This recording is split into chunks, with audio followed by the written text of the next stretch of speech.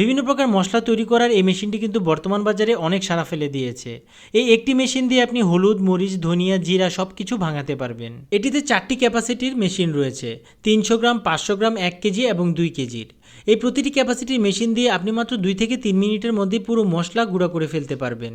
এই মেশিনগুলোর পাওয়ার ক্যাপাসিটি হলো 2000 থেকে 3000 ভোল্টের মধ্যে। বাসার বিদ্যুতের লাইনেই কিন্তু আপনার এই মেশিনটি চালাতে পারবেন। এটি একটি চাইনিজ মশলা গুঁড়া করার মেশিন। মেশিনটি কিনতে আপনারা অবশ্যই আমার চ্যানেলটি সাবস্ক্রাইব করে আপনারা ভিডিও ডিসক্রিপশনে দেওয়া নাম্বারে যোগাযোগ করতে পারেন।